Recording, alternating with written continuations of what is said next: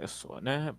Boa noite a todos. A gente está aí para mais uma aula de variáveis complexas. Aqui está escrito aula 3, mas na verdade essa aula é a aula 4, né? Que a aula anterior ela foi relativamente longa, a gente conversando sobre funções de variável complexa. E aí a aula 3, onde a gente vai falar sobre, na verdade, topologia do plano, limite e continuidade, é, vai ser a aula, digamos assim, a aula 3, né? Vou tentar fazer com que ela seja a aula 3, porque, mais uma vez, a gente tem um objetivo que é ver o teorema fundamentado da álgebra, e para isso a gente precisa ver fórmula integral de Cauchy, ou seja, eu tenho que passar por limite, derivada, para conseguir chegar às integrais, pelo menos a noção de integral de linha, né, em variáveis complexas, para a gente conseguir ver isso. A gente estava conversando sobre o trabalho de maneira geral. Eu queria saber se vocês têm alguma dúvida, assim. Se foi tranquilo fazer a lista de exercícios ou não. Até para ter uma ideia. Você está falando da lista 1?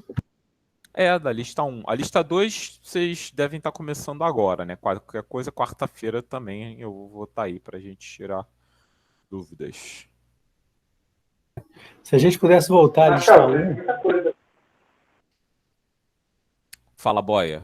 Depois fala o Pedro.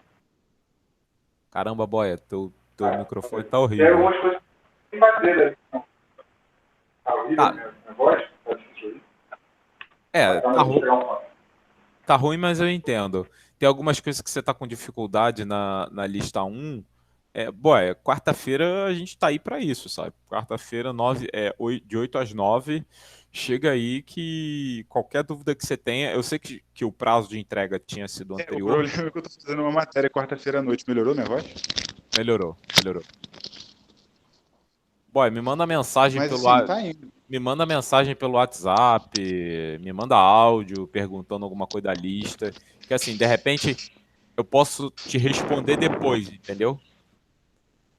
Beleza, show de bola. Quando eu tiver as dúvidas eu mando, então. Obrigado pela disponibilidade. Pedro tinha comentado alguma coisa também. Professor, realmente, da metade da lista para frente, não achei nada elementar. Aquelas inequações, mesmo a formação do somatório para seno, cosseno, não começando do zero. Tá. Quer dizer, ali tem umas coisas que não são nada elementares para o nível da gente. Não, mas Bastante difícil. Eu faço a conta para a gente chegar na quarta-feira. Eu faço algumas contas dessas para ficar mais claro, né? Acho que é importante que as coisas fiquem claras. Então, assim, deixa eu até abrir a lista. Deixa eu abrir a lista aqui para dar uma olhada. Pode falar primeiro o Luiz e depois a Pamela. Eu achei um pouco grande a lista. As primeiras eu até fiquei surpreso comigo mesmo, mas eu tive que procurar recursos no material lá do C10, eu não consegui, assim, de cara fazer. Tive que ler aquele material lá não sei quantas vezes para poder tentar fazer. As primeiras, entendi, assim, super bem, assim, a ideia, assim.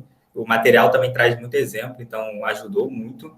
Mas, como o Pedro aí falou, passou da metade para o final, ficou bem difícil. Teve umas que eu nem consegui, assim, não consegui nem ter ideia, assim, do que estava se pedindo, mas as primeiras eu consegui, assim, compreender. Mesmo assim, muitas coisas aí eu vi que eu precisei lá do apoio do material. Sem o material, acho que eu não conseguiria fazer.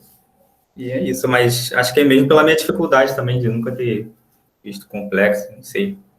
O lance é a 8 e a 9, né? Vou dar um exemplo assim para vocês. Acho que o pior foi a 8 e a 9, não? Foi. Essas foi a que eu achei a mais difícil. Eu acho que o pior foi, professor, mas eu acho que o problema não é nem assim só, acho que já seriam mais difíceis. Eu acho que, no geral, a lista para a gente pode ter ficado com a sensação de ser mais extensa, porque, eu não sei se é a opinião dos colegas também, mas a sensação é que muita coisa a gente tinha que se debruçar em muita leitura, não era trivial para a gente, sabe? Então, assim, o tempo de entrega, né, com as outras demandas e tal, acabou que, assim, a sensação é que meio que a lista sugou, sabe? Você tentava, assim, algo que parecia que era simples, você falava, isso aqui se eu tivesse visto alguma coisa, seria simples, mas eu não vi. Então, assim, eu acho que A minha sensação foi um pouco dessa. Parecia que eu não tinha discutido isso em nenhum lugar, e aí aquele trabalho meio de garimpar na bibliografia mesmo. Então, Sim. eu senti dificuldade nesse percurso. Vou até fazer um comentário sobre, assim, esses caras aqui, ó, eu vou circular o 8. O exercício 8, ele na verdade é um exercício de álgebra linear, né? Eu não sei se vocês lembram desse exercício em álgebra linear, mas o item A é a lei do paralelogramo. Eu acho que é isso, né? Lei do paralelogramo. Você pegar, acho que isso aqui é a soma das diagonais, é um negócio desse. Eu lembro que isso aqui é só para entender, assim, isso tem a ver com álgebra linear aí, e aí isso é uma isso não é uma consequência, né? Assim, isso é com relação à lei do paralelogramo, né? Acho que a ideia é um pouco essa, né? Acho que é Z mais WI e aí esse cara aqui, mas faz na unha, assim. Isso aqui Não, esses daí até dava para desenvolver, só que o problema, professor, que eu acho que na B, a gente até discutiu entre a gente, ficou faltando informação, porque eu acho que os módulos do lado direito tinham que estar ao quadrado também. E aí não batia, e aí eu fiquei um tempão e dava errado. Eu falei assim, aqui na D. Vocês acham que está faltando um quadrado aqui e aqui? É. Bom, eu não tenho certeza se está faltando esse quadrado, mas se vocês estão dizendo e chegaram a um consenso... não sei se é um consenso de todo mundo, mas eu também não consegui chegar, não. Mas assim, eu tentei de várias formas, esse foi o problema, eu ficava, porque assim, até a gente acreditar que talvez possa estar faltando informação e a gente esteja certo, demora. Esse item aqui, em particular, ele é uma consequência desses dois itens aqui de cima, né? Porque se você pega Z e W no disco de centralizar e raio 1, o item C, né? O item C é uma consequência imediata do item B. Vocês conseguem enxergar isso ou não? Pode repetir, eu não consegui entender a frase direito. O item B, o item C, perdão, ele vai ser uma consequência do item B. O C, esse item aqui, o C, ele é uma consequência de B. Então, assim, eu botei ele aqui porque em algum momento eu vou falar sobre essas transformações aqui, tá? Em algum momento eu vou falar sobre isso. Isso aqui são as transformações de Möbius, isso aqui é uma transformação de Möbius, isso tem uma característica matemática interessante, então assim, por isso que eu decidi colocar ele aí na lista, porque em algum momento eu vou ter que falar sobre isso. Então, vai sair. Agora, esse aqui de baixo, se você prestar atenção, isso é o quê? Isso é elevado a... E eu vou botar aí I beta mais é elevado a I 2 I beta, né? 2 beta. E aí assim sucessivamente, né? O que acontece, sei lá, aqui, ó. É elevado a I N beta. O que acontece a cada passo? A cada passo você multiplica por E elevado a I beta. Então, isso daqui é a soma de uma PG, certo? De razão E elevado a I beta. Né? Isso aqui, tudo bem? Isso aqui é a soma da PG, de E elevado a I beta. Então, a gente chama isso aqui de S, por exemplo. Isso vai ter uma coisa interessante, né? Vai surgir esses senos, esses cossenos aqui. Por quê? Porque E elevado a I beta, ele vai ser a soma dos cossenos. Então, se você botar esse cara aqui, isso daqui é igual a isso aqui, né? Isso. Aí eu vou botar um mais aqui, né? Esse cara aqui em cima é exatamente igual a esse somado com I esse, né? É o cosseno de K beta somado com I, esses senos de K beta aqui.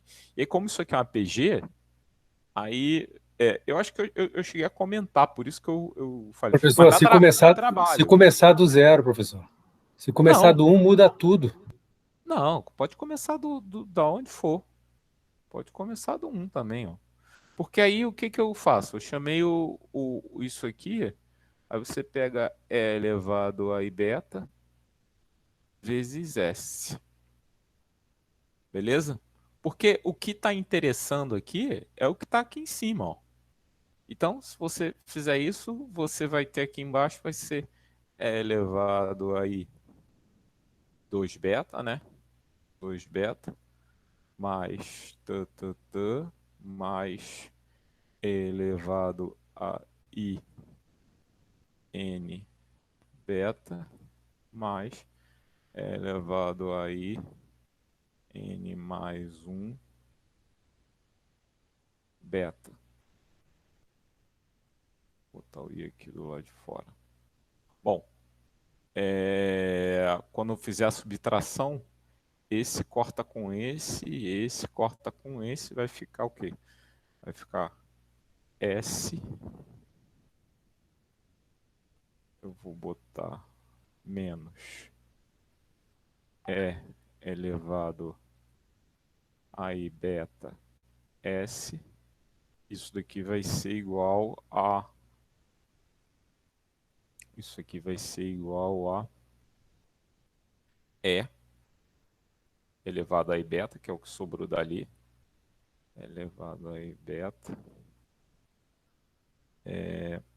menos, perdão, E elevado a I beta. Vou botar assim, porque eu acho que vai ficar mais fácil. E elevado a I N beta, né? Vai ficar isso. Então, colocando em evidência aqui, S vai ser igual a isso aqui. Eu vou colocar o E elevado a I beta em evidência. E elevado a I beta sobre 1 menos E elevado a I beta vezes, aí aqui o que sobrou. O que sobrou foi 1 menos E elevado a I N beta. Bom, aí a gente para por aí. Por quê? O que que acontece? Agora, o que que eu tenho que conseguir decompor? Esse lado de cá vai dar uma conta, mas esse lado de cá, eu tenho que conseguir decompor ele em x mais... eu vou escrever assim, né? Digamos assim, eu tenho que conseguir decompor ele em u mais iv, certo? Porque esse cara aqui, ele é a soma, ele é isso aqui. Esse cara aqui, o S, ele já é o quê? Ele é somatório cosseno K beta mais I somatório seno de K beta. Com K, exatamente com o que está aqui, de 1 até N. De 1 até N. De 1 até N. Então, quando eu fizer esse cara escrever um U mais VI, o U vai ser o somatório do cosseno e o V vai ser o somatório do seno. Entendeu? Foi ou não foi? Foi? Para mim não foi, não. Foi não? Foi não? Qual foi a parte que não foi? Deixa eu escrever aqui. Quer que eu vou até quebrar uma página aqui. Calma aí. Opa, calma aí. Volta. Layout, referência, revisão. Calma aí. Layout. Deixa eu botar aqui. Tamanho, coluna, orientação. Cadê quebra de página aqui? Quebra. Vamos quebrar uma página aqui para botar uma página nova. Ups, o negócio foi lá para cima. Calma aí.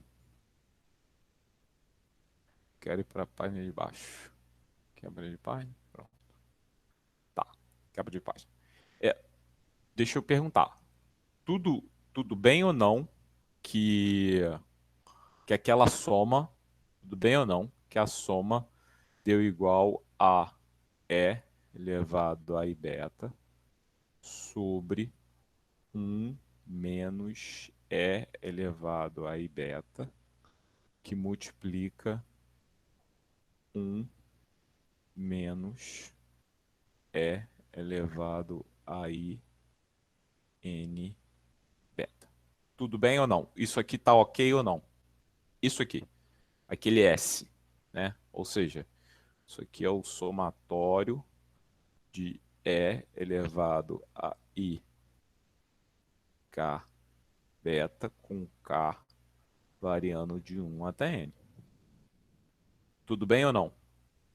Ficou Entre alguma lacuna? parênteses, o 1, pela soma de uma PG finita, Hum. é a 1, parênteses, o Q elevado a N menos 1.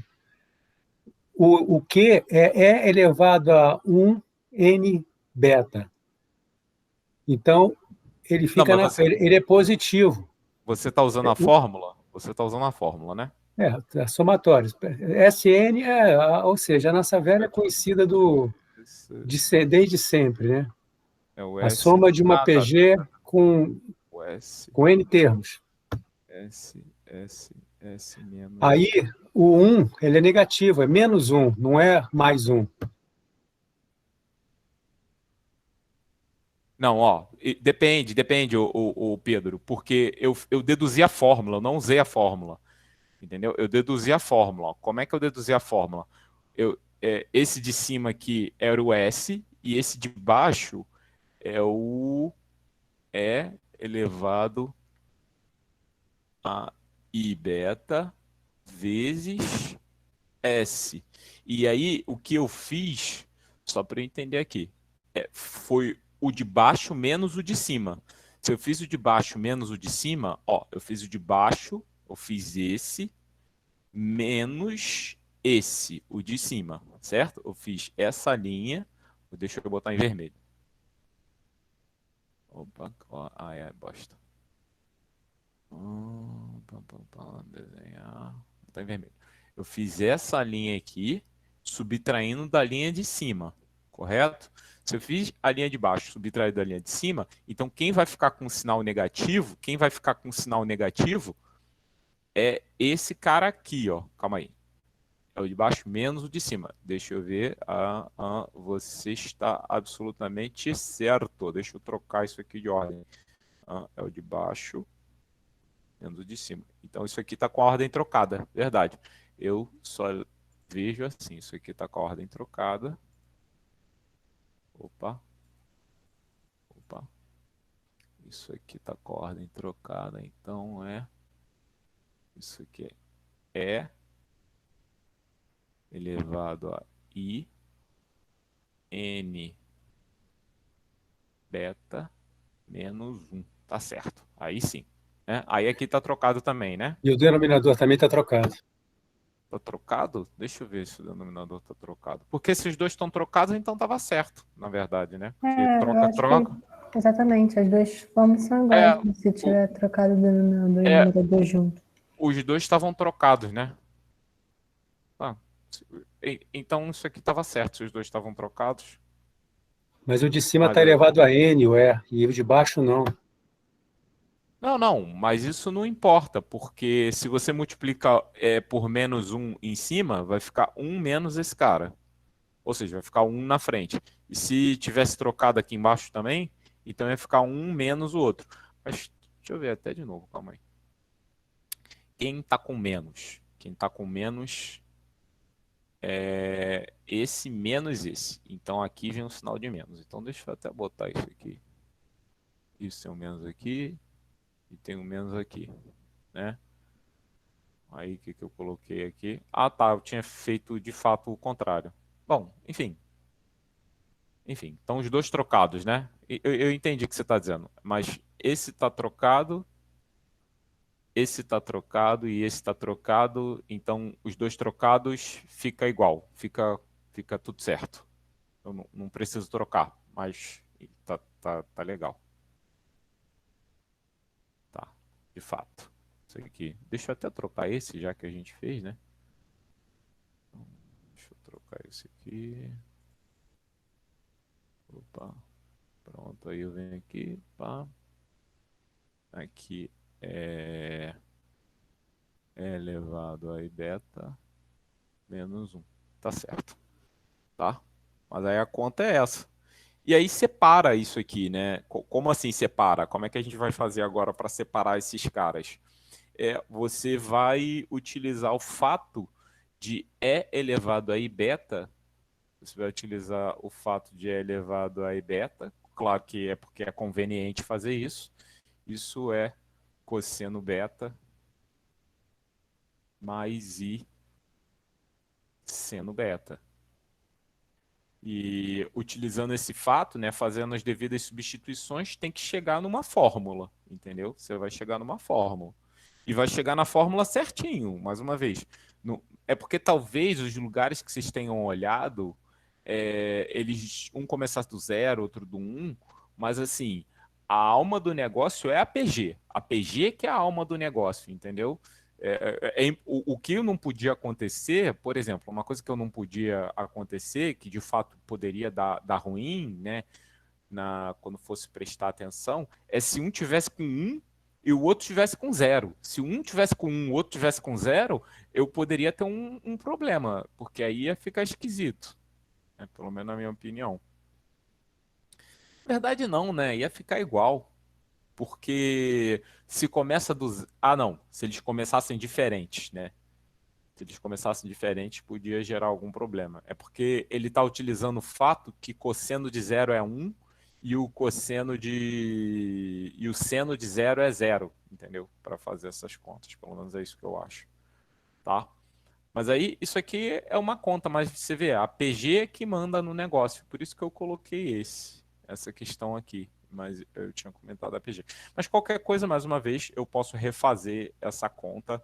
Eu acho que talvez uma das coisas mais importantes que tem no curso de matemática como um todo é saber deduzir a fórmula da PG. Eu nunca lembro a fórmula de cor, mas eu consigo deduzir ela, né? Então, assim, esse item 9 aqui realmente vem daí. Tá? Bom, depois eu vejo as contas para esses dois aqui. Beleza? Tá?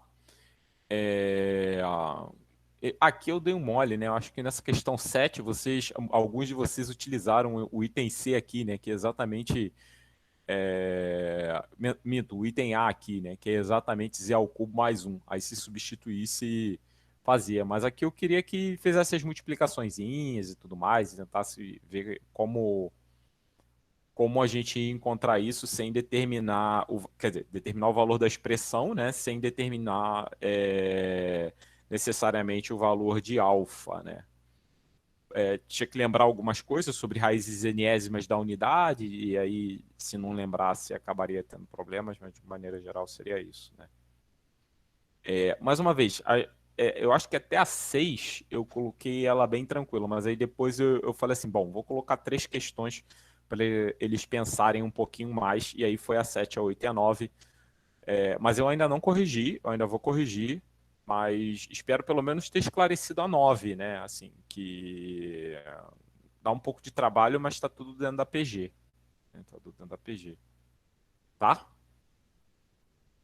Professor, se eu só pudesse, depois com calma, passar limpo e a gente ver como é que é esse desenvolvimento, Tá. ia ser muito bom. Depois a gente pudesse ver na quarta-feira, Tá. ou na próxima aula, conforme Tá, queira. não, beleza, beleza. Porque, para Não, mim, eu tive que arranjar uma porção de arranjos, muita identidade trigonométrica para poder desmontar. Não achei nada assim elementar, não. Mas, enfim, posso ter um erro algébrico no meu caminho, no meu raciocínio.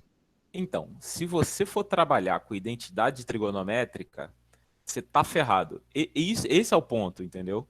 É por isso que a gente vai atrás do E elevado a I θ, entendeu?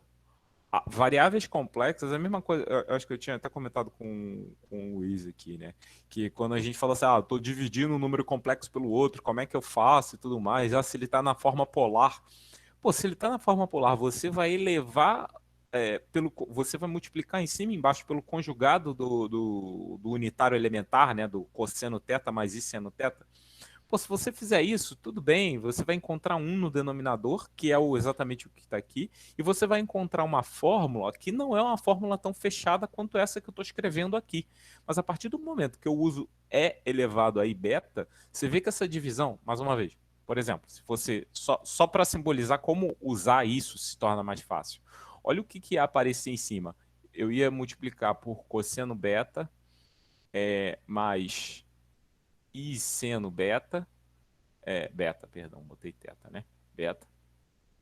E isso daqui eu ia multiplicar por cosseno beta menos I seno beta. Olha o tanto de conta que eu vou fazer aqui. Lembrando que esse resultado aqui, né? Esse resultado aqui, só esse aqui, né? Só esse aqui. Só esse aqui, isso é o quê? Isso é cosseno de beta menos teta. Cosseno de beta menos teta. Mais I seno de beta menos teta. Olha que coisa elegante. Mais uma vez, é importante a gente entender que quando a gente vai procurar identidade trigonométrica, não, vai ser uma sujarada, vai ser um negócio que vai ficar tudo sujo, vai aparecer um monte de cosseno, vai tentar tirar coisa do arco da velha para ver se consegue. Pô, esse negócio aqui que provaram há 10 anos atrás, como é que faz? 10 anos não, né? Na verdade, 1000 anos atrás, uma fórmula secreta. Cara, quando você usa variáveis complexas e você entende que se é elevado a i θ, né, é a alma do negócio, as coisas se tornam muito mais simples. Mais uma vez, isso aqui é uma contarada de fato. Aqui na lista está uma contarada, né? Principalmente esse item aqui. Mas apesar de ser uma contarada, é uma conta relativamente limpa. Você vai usar PG, soma da PG, encontrou uma formulazinha e depois é conseguir separar a fórmula em parte real e parte imaginária. A gente sempre consegue fazer isso. Eu vou até comer isso, né? Já aproveitando o gancho, isso é uma das coisas que eu ia fazer na aula de hoje. Mas agora vamos parar de falar um pouquinho da lista, senão a gente não avança. Essa primeira parte da aula, mais uma vez, o que eu apresento aqui está muito dentro de um resumo, né? Se vocês forem olhar o livro do Geraldo Ávila, ele nem entra muito no mérito dessa parte do curso, digamos assim. Então, só para registrar, esse meu resumo ele está entre esses dois livros aqui. O Geraldo Ávila não fala quase nada e o Nilson fala demais. Não é que ele fale demais, é porque ele acaba indo dentro da análise, um pouco mais para dentro da análise, né, favorecendo mais partes de sequências e tudo mais. Eu evitei falar de sequência aqui, apesar de quem fez variáveis análise real comigo saber que eu gosto bastante de sequência, mas aqui eu não tenho tempo para falar de sequência. Então, assim, eu precisei fazer uma escolha aqui, e a minha escolha foi não falar de sequência, falar do conceito de topologia de maneira geral. É isso aí, né? Sequência de coxinha na veia, pô. Não é medo não, pô. Sequência de coxinha é vida, tá?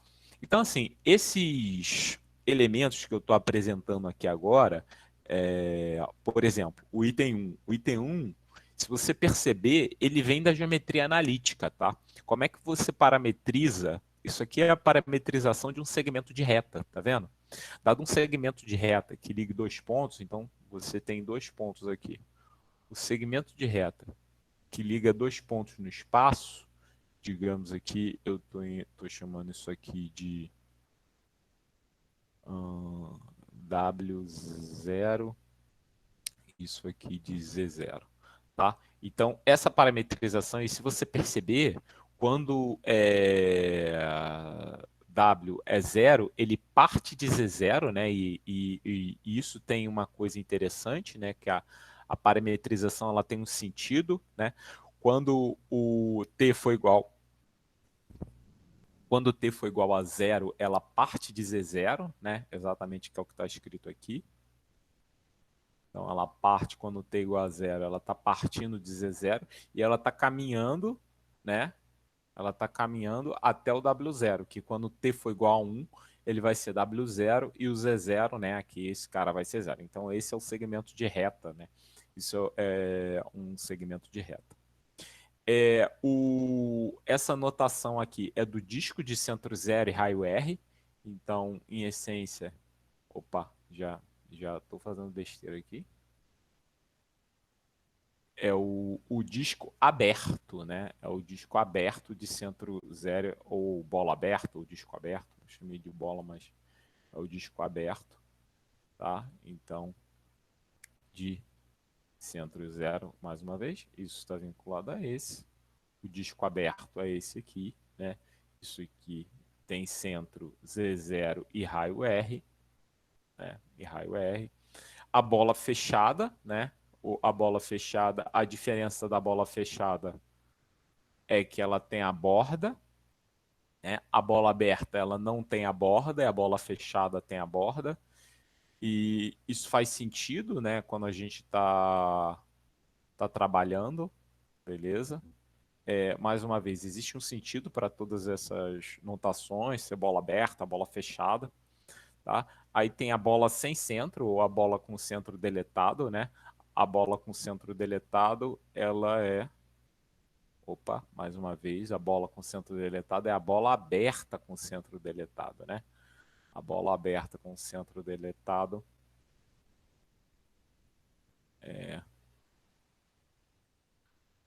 a gente tem aqui a bola aberta, e aí eu tenho aqui o centro, né? Finge, a gente finge, tá? Meu desenho tá péssimo, a gente finge que isso aqui é uma coisa, né? É um pontinho só, né?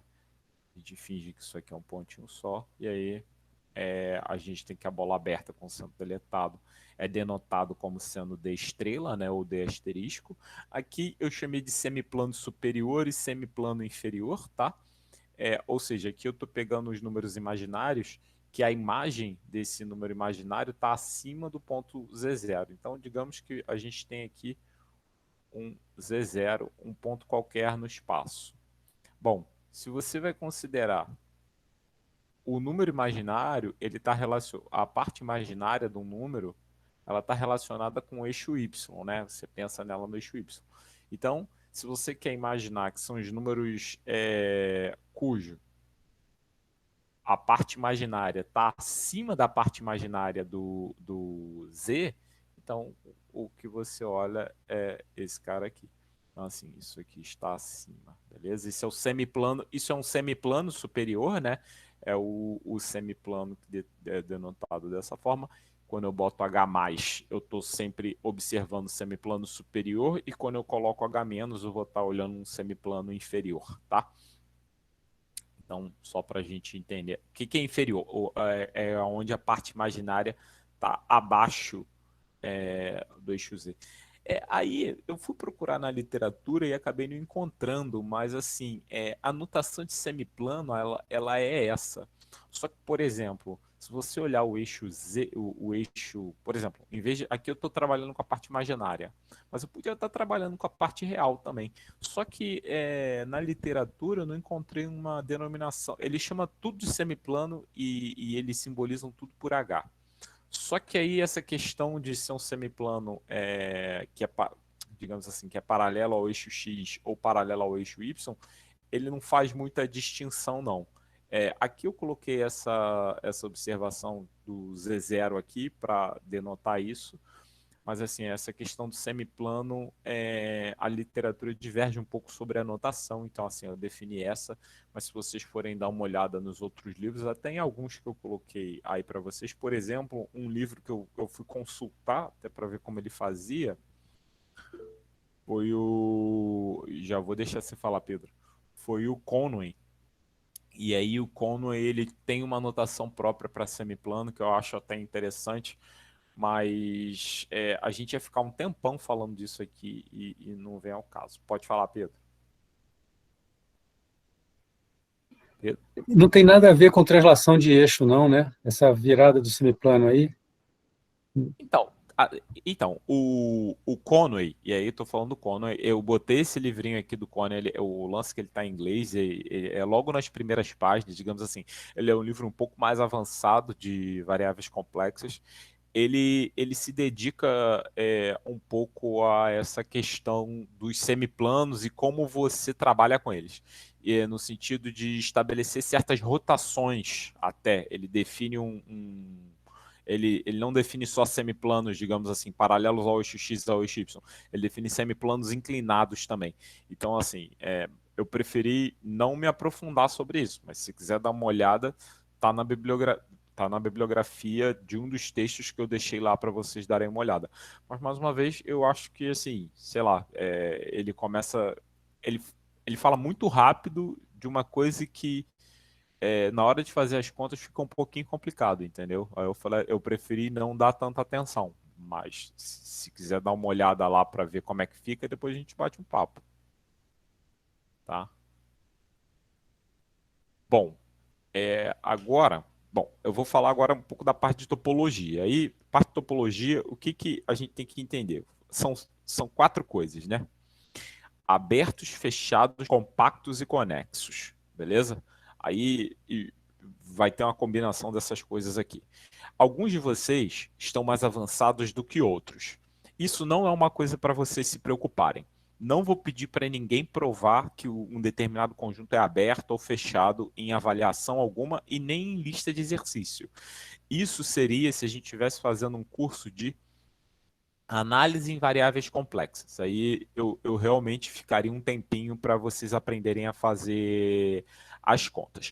Caso algum de vocês queira provar as proposições que eu vou apresentar para vocês aqui, fiquem à vontade e eu sou super solícito na hora de trabalhar. Mas eu acho que eu não sei se vocês vão ter muito tempo para fazer as coisas, tá? Mas enfim. Então, assim, mas eu preciso dar as definições. Primeira definição que eu vou apresentar é de um conjunto aberto. Quem fez variáveis análise real comigo, eu não ensinei conjuntos abertos e fechados dessa forma. Eu ensinei via sequências e séries. Então, essa aqui é uma oportunidade, né, de entender conjuntos abertos da forma que geralmente você vê no outro curso de análise real. Geralmente o professor, ele, quando vai fazer a revisão desses conceitos, ele define as coisas a partir dessa perspectiva que eu estou colocando aqui, que é uma perspectiva mais usual. Tá? Então, assim, um conjunto ele vai ser aberto se todo ponto, ó, digamos aqui, você tem um conjunto aqui, tá? Conjunto todo pontilhadinho, digamos que ele seja esses dois aqui, né? Ó, o A e aqui o A1. E aí o conjunto S vai ser igual a A união B. Tá? Beleza, mas não importa. O ponto é o seguinte, todo ponto do conjunto A, eu consigo uma bola, finge que essa bola é aberta, tá? Porque assim, eu posso desenhar uma bola aberta, né? Deixa eu ver aqui. Será que Ah, que isso, hein? Ah, aqui, ó. Finge que... Opa, não, né? Ah, isso é um corte. Ah, isso é para fazer corte. Não conta. Digamos que eu consiga fazer uma bolinha aqui toda pontilhadinha, né? Se em todo ponto do conjunto eu conseguir uma bola de centro no ponto e raio R, né? Se existir um R, tal que a bola de centro no ponto e raio R tiver toda contida dentro do conjunto, a gente diz que esse conjunto é aberto. Se você consegue fazer isso em todos os pontos do conjunto, a gente diz que esse conjunto é aberto. E a gente define fechado, né? Um conjunto é fechado quando o complementar dele é aberto. Beleza? Então, assim, aqui eu tenho algumas proposições sobre conjuntos abertos e fechados. Eu não vou entrar no mérito dessas coisas, tá?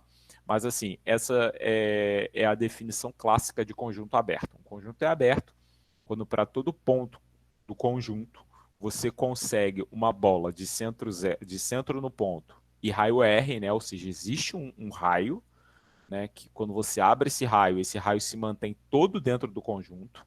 Se você conseguir fazer isso em todos os pontos do conjunto, fechou, esse conjunto vai ser aberto. E a gente vai dizer que um conjunto é fechado quando o complementar dele for aberto. Beleza? Complementar é no sentido de complementar mesmo, tá? Do plano complexo menos ele, como a gente está falando de plano complexo. Tá? E aí, os exemplos clássicos com relação a abertos e conjuntos fechados é o vazio e o todo, né? Bom, o vazio ele é aberto porque, bom, por que o vazio é aberto, né? Se você pegar, você começa falando assim, vamos lá, para todo ponto do conjunto tem que satisfazer essa regra. Se o conjunto não tem ponto nenhum, então você concorda que todo ponto de lá satisfaz a regra?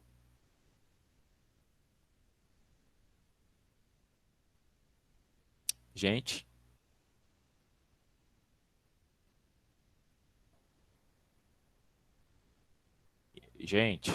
alguém me responde ou eu tô sozinho aqui? Todo ponto e nem ponto, né? Não sei se faz tanto sentido Ó, pensar disso. por exemplo, eu vou te falar uma coisa que é verdade agora. Toda sereia, toda sereia tem 5 metros de altura. Isso é verdade? Não sei, seria não existe? Sereia não existe. Se não existe, então toda sereia pode ter 5 metros de altura. É uma afirmação que não existe. Faz sentido. Entendeu? Essa é a questão do conjunto vazio aí. É, todo o conjunto vazio é aberto porque para todo ponto do conjunto vazio satisfaz aquela regra. Por quê? Porque não tem ponto nenhum naquele conjunto. Então, todo ponto do conjunto satisfaz aquela regra, uma vez que não tem ponto nenhum. Então, por isso ele é vazio. Então, pensando nesse sentido, se o vazio é aberto, o complementar é fechado. Então, ok. O vazio é aberto, o complementar é fechado. Agora vamos pensar sobre o plano complexo. O plano complexo, dado um ponto no plano complexo, você consegue uma bolinha, né, um disco de centro nesse ponto e raio R, né, enfim, pequeno ou grande, tal que o disco está todo contido no plano complexo, correto? Então, o plano complexo ele é aberto, né? Mais uma vez, se você pegar qualquer ponto no plano complexo, esse disco aqui, por exemplo, ele está contido no plano complexo. Então, para todo ponto, como isso foi uma coisa genérica, para todo ponto que você pegue no plano complexo, o disco está totalmente contido nesse plano complexo. Em particular, se implica que o plano complexo ele é o quê? Aberto. O complementar do plano complexo é vazio, então o complementar do plano complexo é fechado. Isso já prova, por exemplo, essas duas nossas primeiras afirmações aqui. Os itens 3 e 4 prova-se por indução, tá? Eu não vou entrar no mérito dessas coisas, mais uma vez, mas dá para provar por indução. Como a gente sabe que o vazio é aberto, se a interseção for vazia, acabou. O problema é se a interseção não for vazia. Se a interseção não for vazia, você pega um elemento na interseção, né? Se você tem que a interseção não é vazia, né? Finge que está pontilhado essa fronteira, tá? Você pega um ponto que no interior, né, da interseção não vazia. Então você vai ter uma bola de centro zero e raio R1, de centro zero não, de centro Z0, né? Chama isso aqui de Z0. De centro Z0 e raio 1, de tal forma que essa bola vai estar toda contida dentro do primeiro cara. Assim como você vai ter um disco de centro zero e um raio R2, de tal forma que esse disco vai estar todo contido dentro da segunda. Se você tomar o menor dos raios, você disco com o menor dos raios vai estar tanto na primeira bola quanto na segunda. Então, esse disco vai provar, por exemplo, que a interseção de dois elementos, se a interseção não for vazia, vai estar contido aí dentro. E para fazer para N, você faz por indução. Né? Você supõe que vale para cá e prova para cá mais um. usando o fato que exatamente o que você tinha acabado de fazer com relação ao só com dois conjuntos, tá? Então não vou entrar no mérito disso. O complementar aqui, mais uma vez, a gente tem que lembrar, e aí o curso de análise a gente fez isso, né?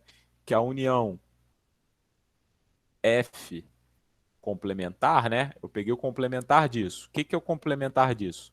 Isso é igual à interseção dos Fs complementares, beleza? Tem essa propriedade. A união dos conjuntos, né? Aqui eu vou botar N, N. E aqui mesma coisa. N, N. Tá?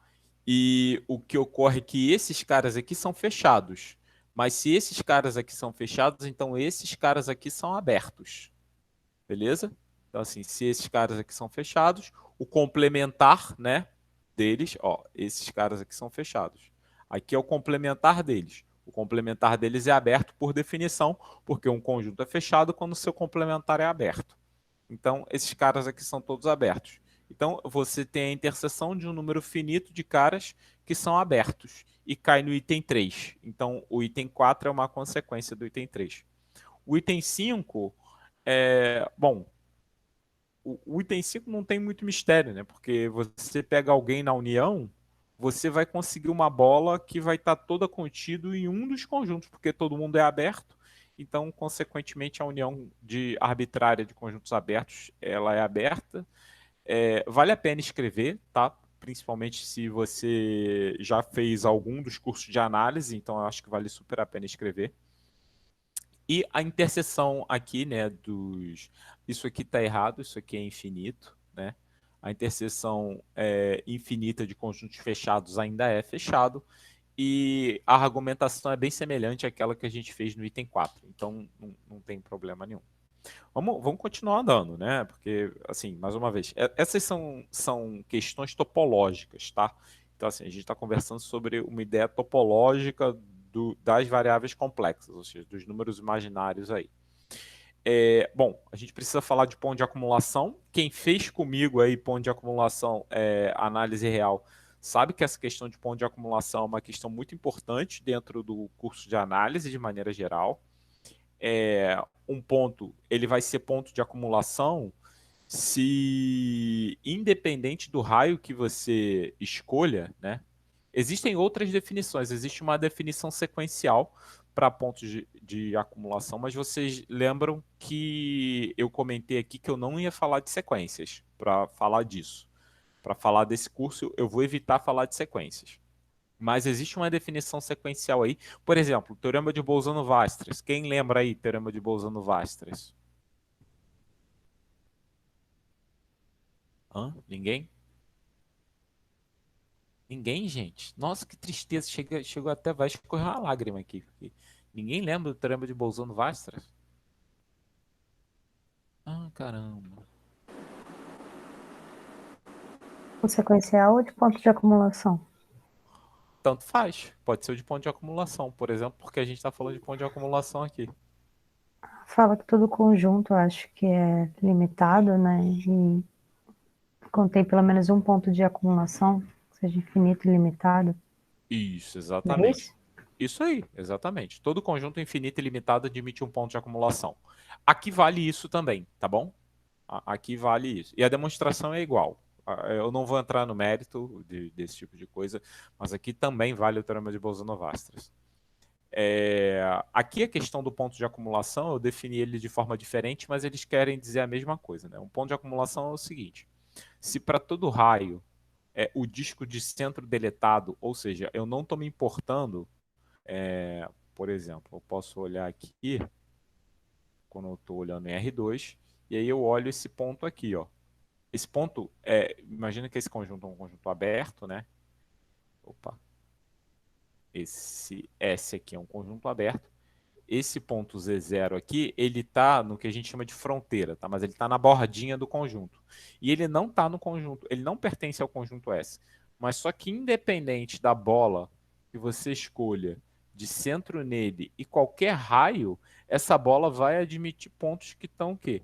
Que estão dentro do conjunto, certo? Que estão dentro de S. Isso significa que sem ser o Z0, né? Eu digo assim, o Z0 já não pertence a essa. Então, isso é que vai ser um ponto de acumulação. Se eu conseguir, para todo raio que eu escolha, independente do tamanho dele, né? Se ele for bem pequenininho, mesmo assim, esse disco vai ter pontos do conjunto S, né?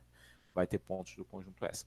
Só para relembrar aí, quem fez a análise, né? O ter pontos de acumulação era ter uma sequência, né? Ter uma sequência de pontos de conjunto que converge para ele, né? Sem ser ele. O Thiago falou alguma coisa aí que eu não vi. Só vendo aqui no chat, rapidamente. Opa, vergonha de falar besteira? Que isso, gente? Vocês não podem ter vergonha de falar besteira, não, gente.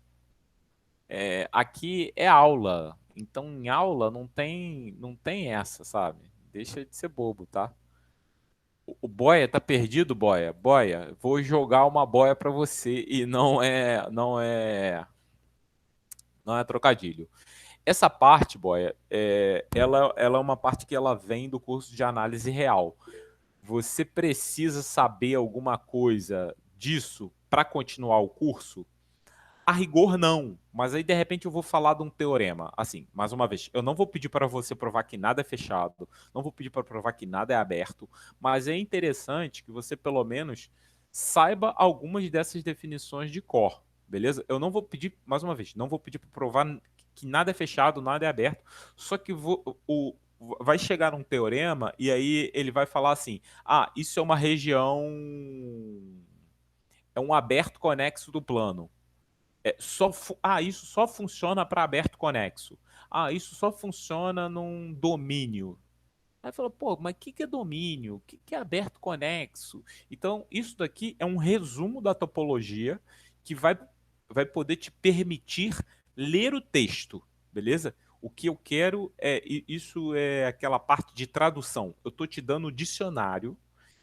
Essa parte aqui da aula de hoje, ela é o dicionário que vai te permitir ler o que está um pouco depois. Porque senão você vai ler as coisas e vai ser aquela coisa do... Sabe quando você está lendo um texto em inglês e às vezes você não entende a palavra e aí você tem que pegar o contexto? Mas aí quando você pega o contexto, vira e mexe, você perde alguma coisa ali. Fala, porra, tem alguma coisa que eu não estou entendendo aqui, isso porque eu estou só no contexto. Então é mais ou menos isso que a gente está fazendo. Eu estou tentando te dar um dicionário um pouco melhor para você ler as coisas, tá? Então, beleza. A questão aqui, ponto de acumulação, né? Para todo raio, o disco de centro deletado e raio R, interseção S, tem que ser diferente de vazio. A gente vai definir o fecho de um conjunto. Por exemplo, outra diferença, né? No curso de análise real, a gente definiu fecho como sendo o conjunto de todos os pontos aderentes, né? Eu defini lá o que era ponto aderente e tudo mais, e a gente definiu o ponto aderente. Aqui, o fecho vai ser o conjunto união os pontos de acumulação, beleza? E aí vem esse resultadinho aqui, que um conjunto ele vai ser fechado somente se ele for igual ao fecho, tá? Ele foi igual ao fecho dele. Isso é uma coisa que também, mais uma vez, vai estar na literatura, eventualmente vocês vão encontrar algumas coisas por aí. Por isso que eu estou dando essas definições. Fala, Luiz. Professor, pode ser uma pergunta meio idiota, não sei, mas essa parte de pontos de acumulação, por exemplo, a gente ter conseguir uma sequência que converja, essa sequência ela vai ser de complexo somente? Os números complexos são números reais São também, números você sabe. reais. Perfeito. Então, sim. São todos os números. Uhum. Essa sequência é porque o que você tem de interessante é que essa sequência ela está no plano, entendeu? Então, por exemplo, você está aqui e esse cara é um ponto de acumulação aqui. A minha pergunta foi mais para saber o que teria de diferente, né? Já que se a gente faz isso para números reais e complexo o que teria de... Não tem nada de diferente, é igual. Só que essas definições elas são equivalentes. Sim. como eu não quero falar de sequência, porque nem todo mundo fez o curso aqui comigo, então eu não quero falar de sequência. Se eu não quero falar de sequência, essa é a forma que a gente tem de falar, entendeu? Entendi. É uma forma mais conjuntista, beleza? Mas é igualzinho, funciona igual. Eu não vou me prender muito nisso, mas a gente vai continuar andando. Aqui tem alguns exemplos, né, de conjuntos abertos, conjuntos fechados e conjuntos que não são nem abertos nem fechados. O disco aberto é sempre aberto, né? Porque independente do... Se você pegar... Ó, Z0 aqui. Se você pegar um outro ponto W aqui qualquer, basta você observar qual é a menor distância, né? Qual é a menor distância aqui? Se a menor distância é de Z até a borda, né? Digamos assim,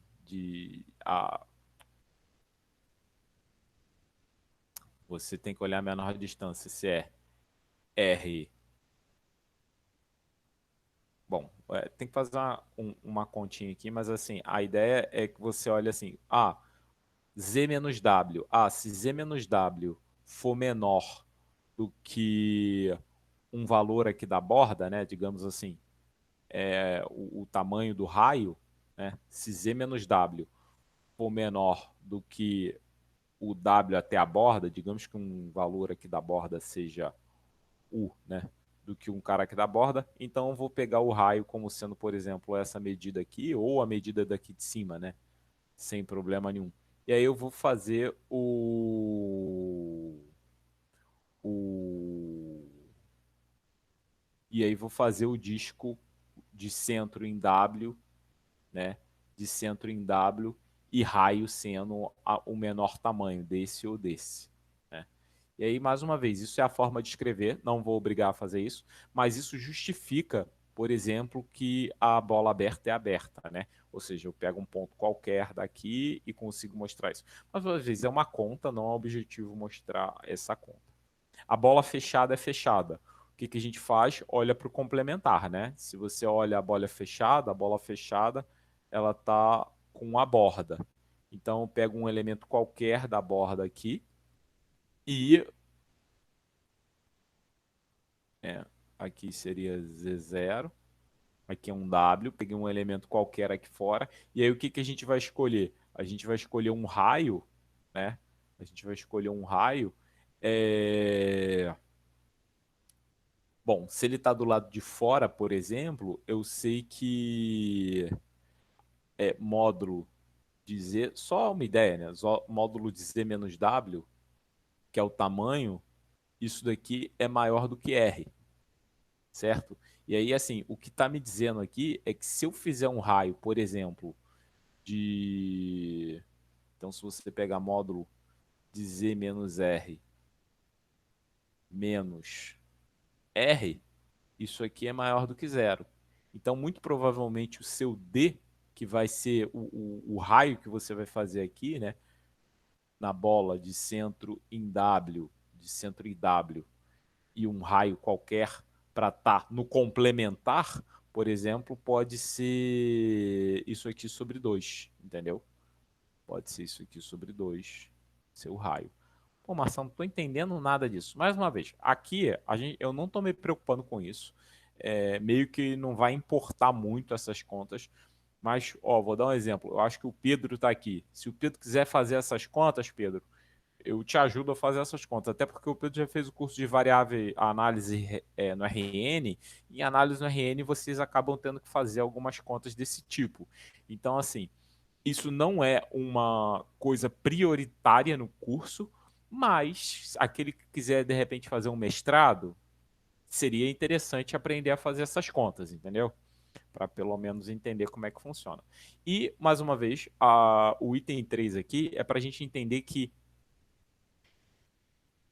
aberto e fechado não são coisas, não são coisas contrárias. Não é porque um conjunto não é aberto que ele vai ser fechado e vice-versa. Não é porque um conjunto não é fechado que ele não vai ser aberto. Esse conjuntinho aqui, ele é um anel, né? Ele é um anel. Eu peguei aqui o... Ele é esse anel aqui, ó. Finge que está centrado, tá? Vocês fingem aí que estão centrados e tá tudo certo. Esse conjunto aqui que eu desenhei aqui, né, que é o conjunto A, ele é o disco de centro Z e raio R grande, aberto. Eu tirei, né, eu tirei o disco aberto de centro Z e raio R pequeno, tá vendo? Então, isso fica essa bordinha aqui. O que que acontece? Esse conjunto ele não é nem aberto nem fechado. Por quê?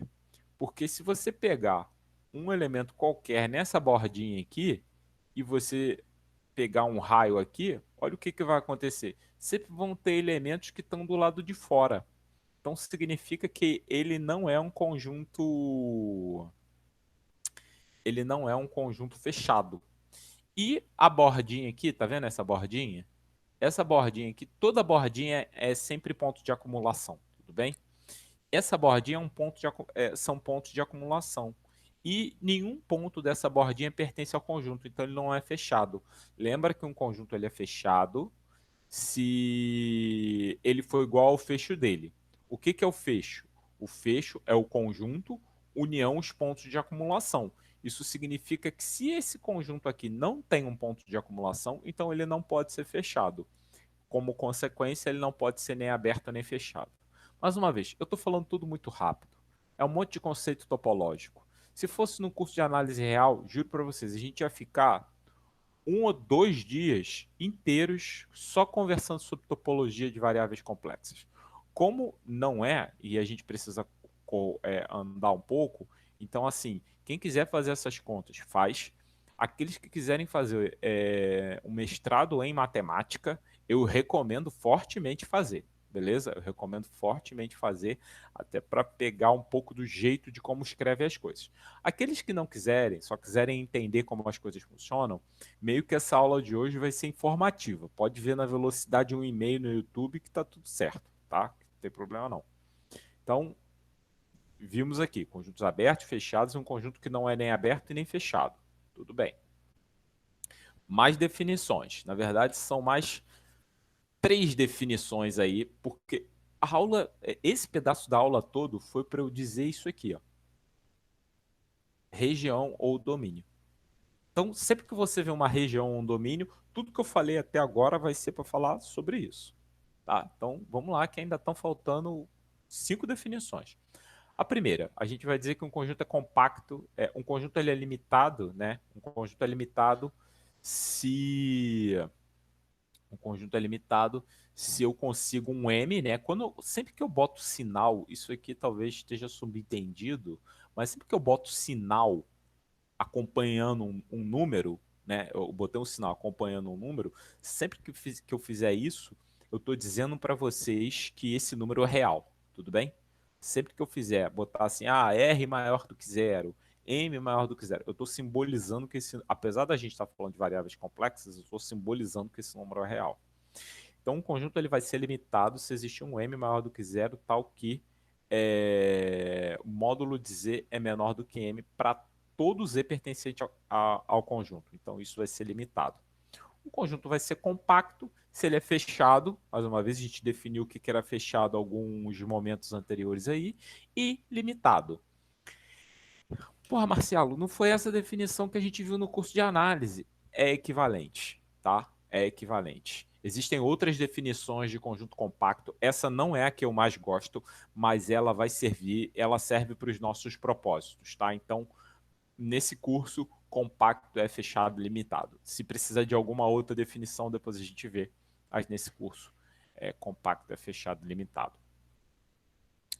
Vamos ver aí o que mais a gente tem. Beleza, ó. Uma poligonal, né? Uma rota, né? Eu estou dizendo rota poligonal. O que é isso aqui? Digamos que você tem um ponto aqui, W, e você tem um conjunto assim, ó. Digamos que você tem um conjunto S que seja assim.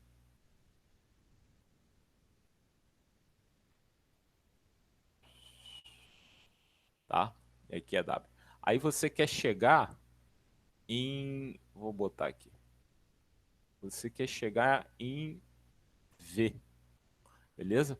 E aí, o que eu estou dizendo é que uma rota poligonal em esse conjunto aqui é o conjunto S. Uma rota poligonal em S, ela vai ser exatamente, né? Você vai pegar segmentos de reta e vai andando. Então, isso aqui eu chamei de Z0, aí isso aqui é Z1, aí a gente pode andar mais para cá. Z2, aí anda mais para cá. Z3, aí anda mais para cá. Z4,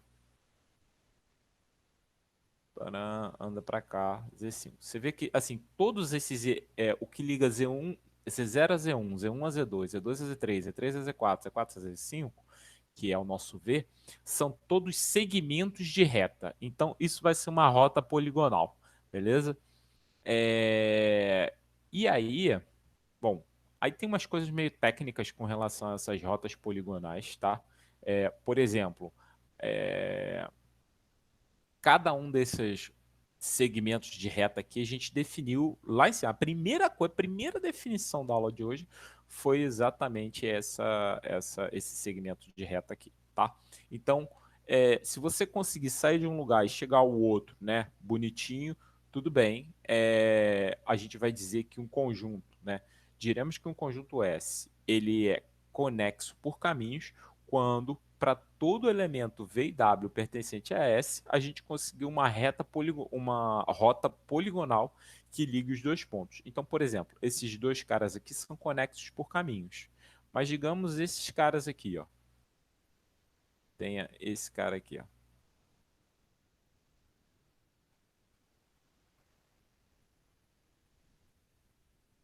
Eles não são conexos por caminhos. Nem isso daqui, ó. Digamos esse cara aqui, ó. Esse cara aqui, ele é conexo por caminhos? Não, porque você não consegue sair daqui e chegar aqui ao outro lado, né? Você não consegue sair de uma banda, né? Digamos, diz o símbolo do infinito. Você não consegue sair de uma banda W e chegar na outra banda V, como a borda, né? A borda, os pontos da borda não estão conectados, significa que esse cara aqui, ele é um problema para mim, né? Que esse elemento aqui, ele não pertence ao conjunto. Então eu não consigo sair de um lugar e chegar no outro. Aqui, nesse outro desenho é a mesma coisa. Eu peguei dois objetos disjuntos. Se você tem um conjunto, né, S formado por dois objetos disjuntos, você não consegue conectar eles, então você passa a ter um problema. É, Isso é conexo por caminhos. Por exemplo, o anel que eu desenhei aqui em cima no item 3, né? Esse anel, tudo bem, esse anel ele é conexo por caminhos, porque eu consigo sair desse ponto e chegar em qualquer outro ponto via uma poligonal. Opa, fiz um... Bom, enfim, meus desenhos aqui não me permitem fazer grandes estripulias, né?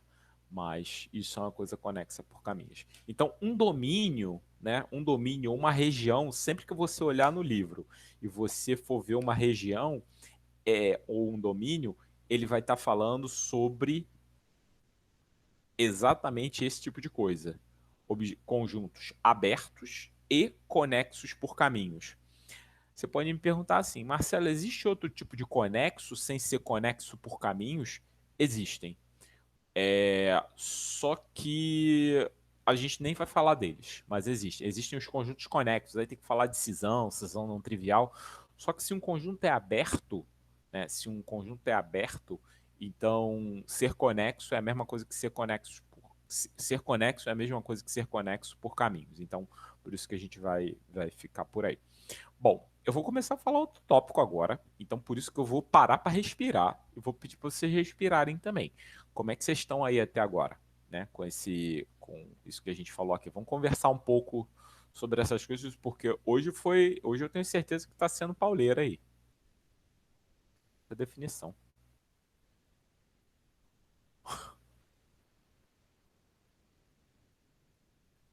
Exatamente, Pedro. É só conceituar. Eu só estou conceituando porque o nosso objetivo é um pouco mais à frente, né? Que é ver a ideia de derivada e integral. Então, mais uma vez, o que eu estou apresentando, esse texto ainda não está lá. Deixa eu perguntar uma coisa para vocês, com relação até ao texto que eu estou escrevendo. Vocês preferem o texto rabiscado ou vocês preferem que eu apague o texto?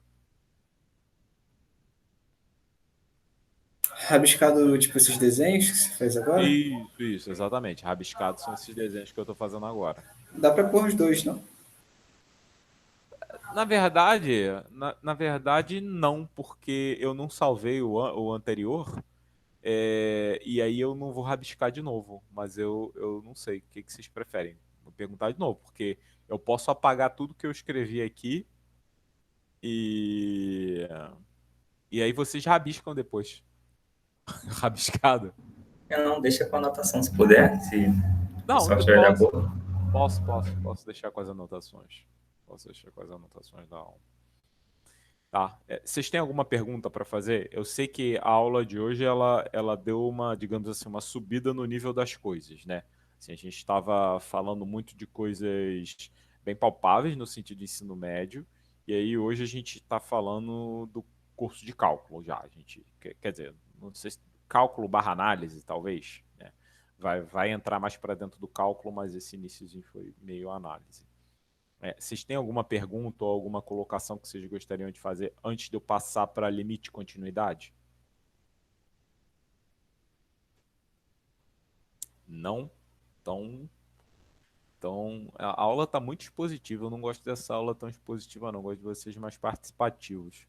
É, Mas, enfim, vamos lá, porque senão a gente não anda tanto, né?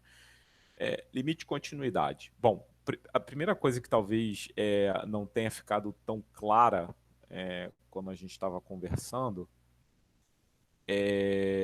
principalmente quando a gente estava falando sobre funções complexas, é que as variáveis complexas, em essência, é como se você estivesse olhando uma função de R2 em R2, correto? Assim, funções de variáveis complexas são funções de R2 em R2. E quando a gente estuda, por exemplo, lá no cálculo 3, talvez, ou tem cálculo 1, cálculo 1A, 1B e cálculo 2, né? Então isso deve ser no cálculo 2. Quando a gente está estudando lá no cálculo 2, isso é bem nítido, que a gente estuda funções de R e N, ou R2 e 3, na verdade, na reta, certo? E depois a gente vai estudar essas funções R2, principalmente quando fala de derivada, né? Aí, por exemplo, fala de jacobiano, é, matrizes, né? Então, assim, o que a gente tem que entender é que essas funções elas são organizadas para serem uma função de variável xy em f1 de xy, f2 de xy, ou seja, primeira coordenada em xy e segunda coordenada em xy. Então, eu tenho, na verdade, duas funções que estão indo de R2 em R. É por isso que a gente, primeiro, quando está estudando o cálculo, a gente estuda funções de Rn em R, porque depois, para estudar de Rn em Rn, e isso ajuda bastante. Aqui, como a gente está falando de variáveis complexas, existe, é claro, que a gente está olhando sem ser, mas assim, existe uma coisa por trás aí, né? Existe um meandro que é mais delicado que isso. Então, assim, toda função de variável complexa, ela pode ser decomposta, e aí esse é o ponto aqui que eu estou colocando principalmente com esse quadrinho aqui, é que toda função de variável complexa ela pode ser decomposta em duas outras funções, onde essas funções são funções de C em R. De C em R. Então, isso sempre vai acontecer, né? Sempre vai acontecer, sempre. Independente do que aconteça, você vai conseguir esse tipo de construção aqui.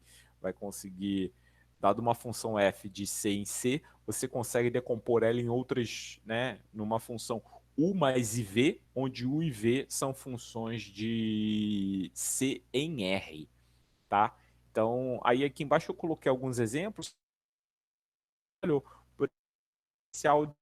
exponencial de Z ela é elevado a cosseno é elevado a x vezes cosseno y, que é a função u, mais i é elevado a x seno de y, que no caso vai ser a função v. Então a gente tem aí, consegue decompor esse tipo de coisa. Peguei um polinômiozinho aqui. Tá travando um pouco para mim? Peguei um polinômio aqui. Vou parar, mas qualquer coisa. Tá, ó. Aqui também, né? Mas depois eu apresento o vídeo para vocês, gente. Fique tranquilos que depois eu coloco o vídeo. Eu acho que vai ficar... O vídeo fica ininterrupto, né? Pelo menos. A outra função que eu coloquei foi essa z ao quadrado. Quando você eleva z ao quadrado, você tem que entender que z é o quê? Z é igual a x mais yi. Então, quando você eleva isso daqui ao quadrado, você tem x ao quadrado mais y ao quadrado, né? Agora, o que é y ao quadrado? É menos y.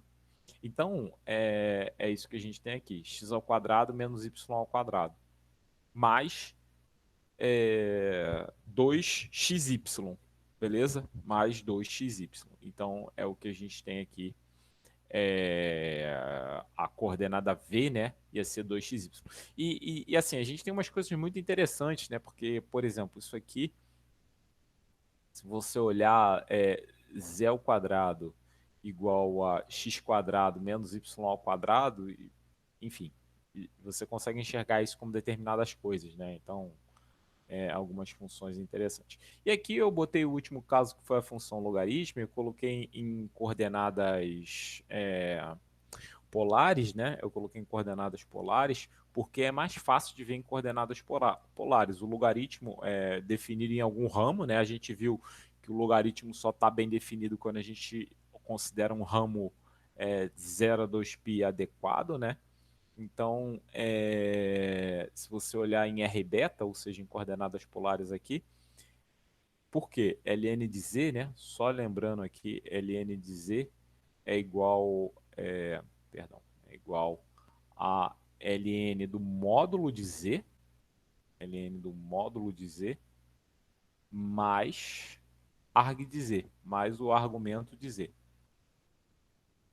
Então, o que é o argumento de z? Se você olhar z na forma polar, z na forma polar é igual a r vezes e elevado a i beta, né? Então, o módulo de z, ele é r, e o argumento de z, ele é beta.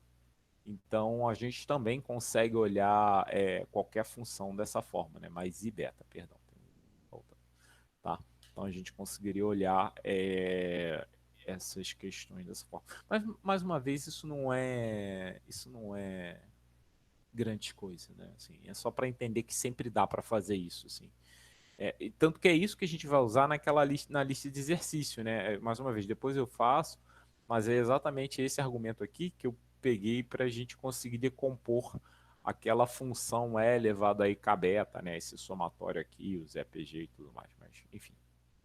Mas o núcleo está nessa ideia. Bom, então vamos para a definição de limite e como as coisas funcionam. Eu não vou mostrar, não. Vamos lá. Eu queria um voluntário que me falasse qual é a definição de limites, do jeito que conhece. Qual é o mantra? De, sei lá, limite quando f de z, limite de f de z quando z tende a z0 igual a w. O que é isso? O que significa esse limite? Qual é a definição de limite? O povo aí que já fez análise já, ou está fazendo, qual é a definição de limite?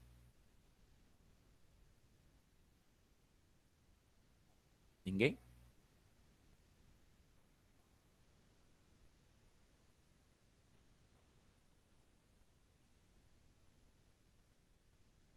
Pedro, Luiz, Thiago, Pamela.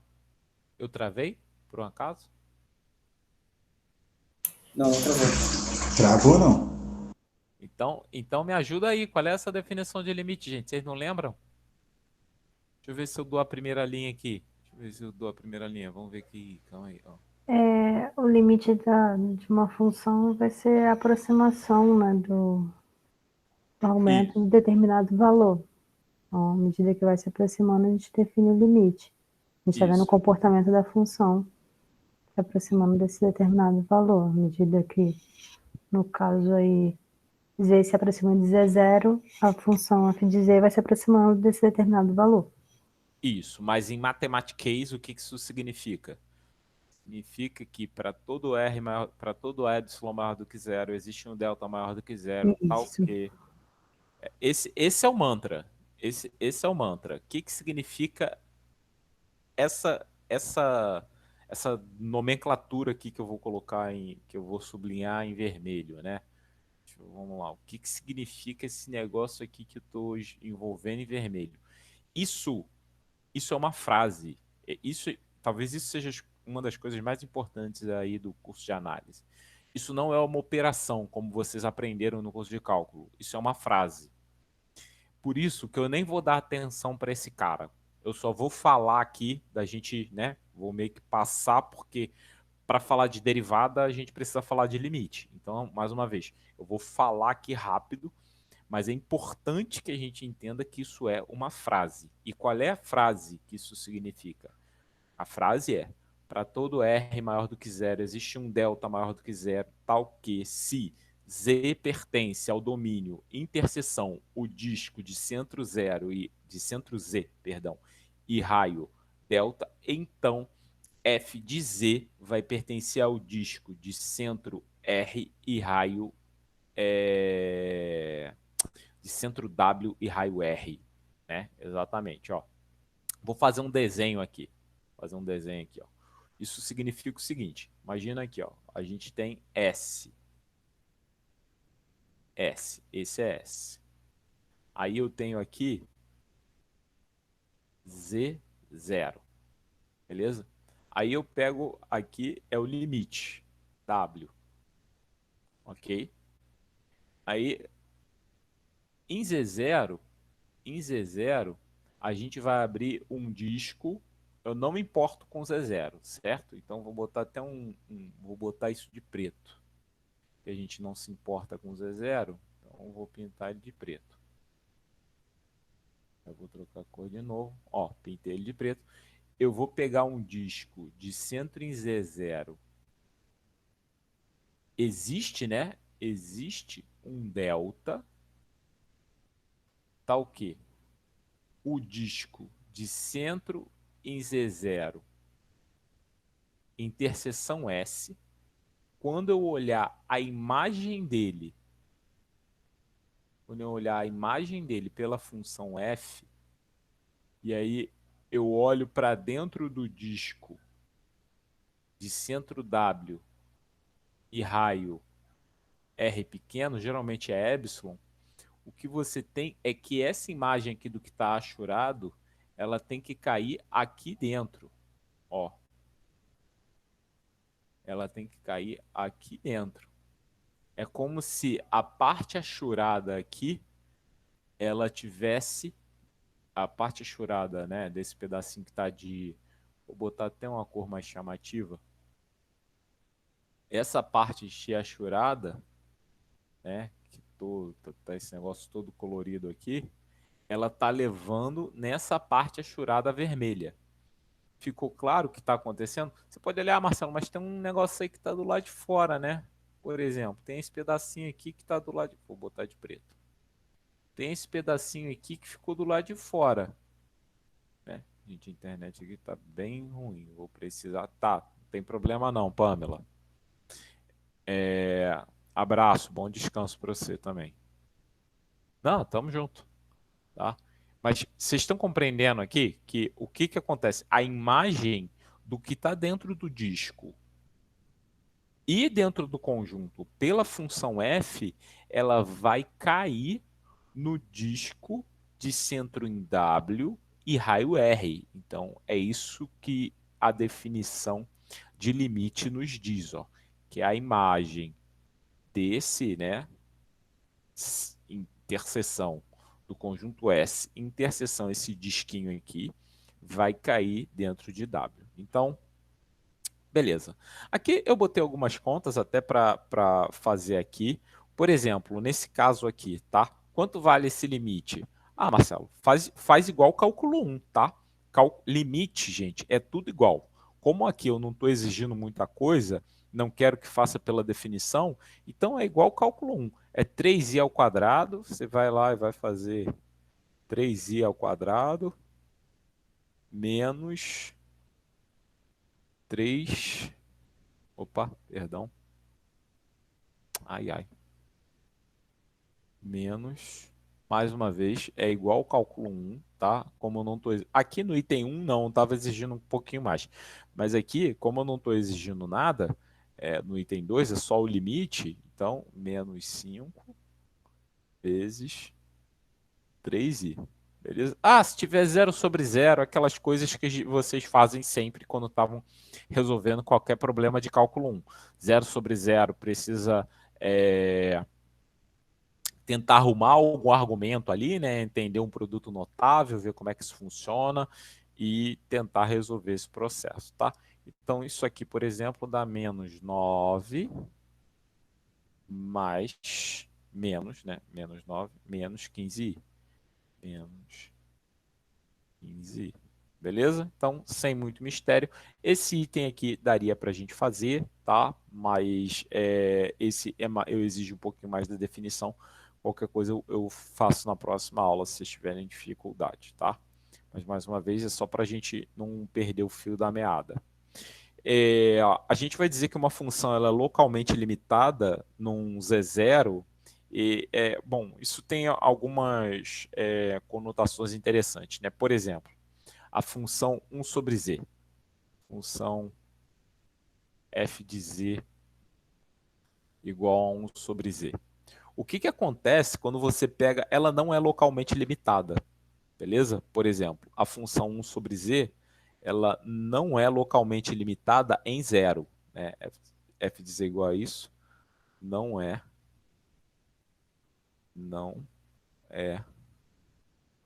localmente limitada em zero. Né? A função f de z igual a 1 sobre z não é localmente limitada em 1 sobre 0. Por quê? Porque quando z se aproxima de zero, né? Quando, por exemplo, o módulo de z se aproxima de zero, se você olhar aqui módulo de z, se você olhar módulo de z, vai ser 1 sobre módulo de z. Quando o módulo de z se aproximar de zero, então f de z vai ficar muito grande e ela nunca vai ficar limitada, independente do que aconteça. Observa o seguinte, a função 1 sobre z ela é bem definida no plano complexo todo. Então, por exemplo, Z0 é um ponto de acumulação de Z, né? 0 é um ponto de acumulação do domínio de F, mas apesar disso, ela não é localmente limitada porque acontece esse tipo de coisa, né? Sempre que a gente se aproxima de zero, ele vai explodindo. Mas quando o limite existir, por exemplo, aqui nesse caso, o limite quando z tende a 3i, essa função z ao quadrado menos 5z, ela é localmente limitada em todo ponto. Em particular, ela vai ser localmente limitada aqui em 3i, tá? Funções que não se aproximem, digamos assim, que não tenham esses problemas no zero, elas vão ser localmente limitadas em todo ponto, mas, enfim, a gente não precisa muito disso, assim, a gente vai precisar disso só para fazer a definição de limite, por exemplo, limite quociente, tá? Então, só para a gente entender aí um pouquinho. E a gente diz que uma função ela é limitada se num domínio S, né, se o módulo de f de z for menor do que m para todos os valores de z pertencente ao domínio. Tá? Então, aí a gente diria que f é limitada. Por que essas definições estão aqui? Porque elas vão ser importantes. É claro que assim, eu entendo que a gente não vai fazer aqui, mas elas seriam importantes para a gente conseguir provar esse cara aqui que eu coloquei em vermelho, tá? Que é o limite do quociente. Então, assim, valem as propriedades de limites usuais, que a gente já conhecia do limite de cálculo, né? Que é o quê? O limite da soma é a soma dos limites quando os limites existem. O limite do produto é o produto dos limites quando os limites existem. E o limite do quociente é o quociente dos limites quando os limites existem e o limite de quem está no denominador é diferente de zero, tá?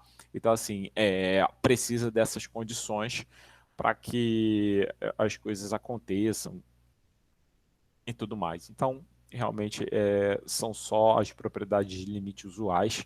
Mais uma vez, se fosse num curso regular, né, de análise, L'Hopital Vale, aí, Felipe, boa pergunta.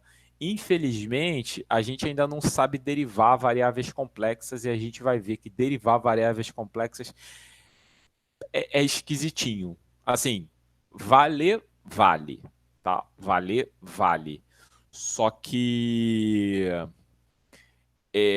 quando você tem uma coisa simples, tipo um polinômio, tudo bem, você consegue derivar de forma simples. Mas derivar uma função complexa quando você, sei lá, tem alguma coisa envolvendo exponencial e tudo mais, você vai ver que não foi esquisito para conseguir definir o que era logaritmo, para conseguir definir o que era raiz de x. Então, também não é tão trivial assim a gente executar derivadas quando tá falando de variáveis complexas. Mas apesar de não ser assim tão simples, é, elas são muito interessantes, entendeu? Elas são muito interessantes. Vão acontecer coisas interessantes dentro desse processo. Mas, por exemplo, polinômio é tudo normal, tá? Polinômio é igualzinho, não tem nada que tirar nem pôr. Então, para polinômio, vai valer exatamente isso que a gente está fazendo. Na verdade, acho que para funções simples, tipo polinômios, senos, cossenos, logaritmo não. Mas seno, cosseno, exponencial vai valer tudo igualzinho. Pode aplicar L'Hopital que dá certo. Mas a gente ainda vai ver essa questão da derivada aí um pouquinho mais à frente, tá? Mas para limite, vale tudo igualzinho. Então, aí voltando ao curso de cálculo 2, né? Eu acho que esse talvez seja um dos teoremas, um dos resultados que a gente mais usa no curso de cálculo 2, que é como é que eu calculo o limite em duas variáveis, quando tem algum problema, né? Quem nunca fez um limitezinho assim, né? Limite, sei lá, x2 mais y2 sobre raiz de x2 mais y2, né? Que vocês fazem para resolver esse limite? Quando x, y tende a 0, 0. Tem que buscar caminhos, né? Não, buscar caminhos é se o limite não existe. Mas se o limite existir, o que a gente faz? A gente mostra que a função é limitada, certo? Vou botar até um cara aqui. Ó. O que acontece? X ao quadrado mais y ao quadrado, eu acho que isso aqui tem... Vou botar um vezes x aqui. Ó, x ao quadrado sobre y ao quadrado, isso é maior.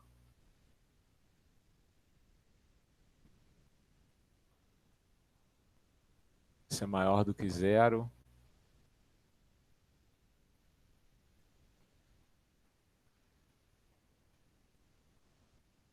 Deixa eu lembrar. Tem um negocinho aqui. Esse negócio de cálculo, calma. Desenhar.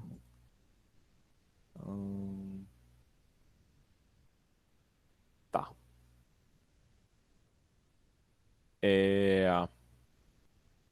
A gente sabe que x ao... Opa. Por exemplo, x ao quadrado mais y ao quadrado, isso é menor. Isso é maior do que raiz de x2 mais y2. Né? Isso é verdade. Certo? Aí, como isso aqui é próximo de zero, então eu posso escolher isso aqui sendo menor do que 1. acho que é assim. Não, não é assim não. Aí eu divido 1. Esqueci, gente. Sendo bem sincero, esqueci. Mas o que eu tenho que mostrar é que isso aqui é limitado. Isso aqui é limitado. E aí essa aqui vai para zero. É, isso aí, ó. Isso aí, do cálculo 2. Essa aqui é limitada. Essa aqui vai para zero. E aí quando a gente mostra que uma é limitada e a outra vai para zero, então o limite de tudo vai para zero. Funciona igualzinho, tá? Funciona igualzinho. Só não recordo aqui exatamente como a gente faz isso. Ah, tá. Aqui, quer dizer, bom, não recordo. Eu acho que aqui eu posso tirar a raiz de tudo, na verdade. Ah,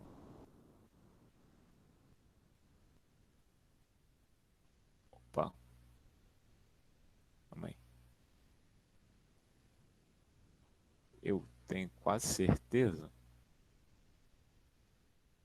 Hum,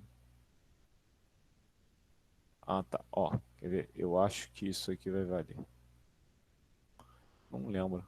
Mas eu acho que, ó, x ao quadrado é menor do que raiz de x ao quadrado. Ah, tá. Vamos lá. Ó, x é menor do que raiz de x mais y. Isso é verdade, certo? Tá. Então, isso aqui vai implicar que x sobre raiz de x2 mais y2. Isso. E aqui eu vou botar aqui um quadrado. Isso aqui tem um quadrado, isso aqui tem um quadrado. Isso. Então, ó, raiz de x ao quadrado. Isso, pronto. Aí aqui vai valer isso, ó. Então, raiz de x ao quadrado vale isso. Então, isso aqui é algo que está entre menos 1 e 1. Isso aqui é algo que está entre menos 1 e 1. Então, né? Menos 1 e 1. Esse objeto aqui. Então, ele é limitado. Então, quando eu olho para x ao quadrado, por exemplo, x ao quadrado é o quê? X ao quadrado é x vezes isso. Então, boto x aqui, x aqui, x aqui. Pronto. Ah, lembrei. Menos mal. Já menos 1. E aí, quando o x tende a zero, esse lado tende a zero, esse lado tende a zero, então esse aqui do meio vai tender a zero também, né? Aqui eu usei o teorema do sanduíche, mas eu nem precisava disso, né? Porque esse cara tende a zero e esse objeto aqui é limitado, então, consequentemente, o limite vai dar zero, né? Então, e esse é exatamente essa proposição que eu coloquei aqui, né? Se uma função ela é limitada e outra tende a zero, então o limite do produto ele vai ser zero, tá? Então o limite do produto ele vai ser zero. Beleza? Só te apagando esse pedacinho aqui que foi só para lembrar de cálculo 2, né? Foi só para lembrar de cálculo 2, como é que faz essas coisas e por que que esse resultado aqui ele tem a sua importância, né, de maneira geral. E o último resultado da nossa aula de hoje em essência, ele está dizendo o seguinte, que o limite que eu calcular o limite da função de maneira geral seria a mesma coisa que eu calcular o limite coordenada a coordenada. Porque, mais uma vez, se eu estou olhando, né? Se eu estou olhando, opa, se a gente está olhando f como sendo f1 e f2, você calcular o limite dessa função vai ser o limite coordenada a coordenada. Mais uma vez, algo também que a gente fazia no curso de cálculo. Então, o que eu estou dizendo aqui é que o limite, né, de f de x, quando f de x é igual a L, é exatamente o limite coordenada a coordenada. Basta se eu calcular o limite de u e o limite de v, eu vou saber calcular o limite da função f, né, original. Tá? Então, a gente fecha por aí, né? Na verdade, a gente fecha o texto com a definição de continuidade, né? Uma função ela vai ser contínua se o limite quando z tende a z0 de f de x for igual ao próprio f de z, que é meio que a definição de continuidade que a gente aprende no curso de cálculo. Mais uma vez, eu acabo não gostando um pouco dessa definição, mas na conjuntura do que a gente está fazendo é a melhor que dá para fazer, né? Então, a gente fecha a aula de hoje com essas ideias. Ou seja, eu vi tudo de topologia e tudo de limite em uma única aula. Na próxima aula, eu vou começar a falar de derivada, e que é um pouco do cavalo de batalha do curso de variáveis complexas. Então, assim, a aula de hoje foi relativamente extensa e talvez eu tenho certeza que ela foi bastante cansativa, mas, assim, o objetivo dela foi passar rápido por um processo, sabe? Para a gente enxergar logo essa questão das derivadas. Vocês têm alguma pergunta? Querem fazer alguma colocação? Ficou alguma coisa meio esquisita no que eu falei? Ou deu para entender tudo aí, de maneira geral? Mais uma vez, vocês podem sempre me procurar, não tem problema nenhum. Pode mandar mensagem no WhatsApp, tiro dúvida, cara, que é super tranquilo, tá? Ah, tem pergunta sobre a atividade. Fala, Thiago, que perguntou. Pergunta aí. Ah, não tá com microfone? Putz, vou tentar digitar rápido. Tá, vamos lá. Faz a pergunta aí, Thiago. Vai digitando que eu vou ver aqui se algum colega tem alguma colocação.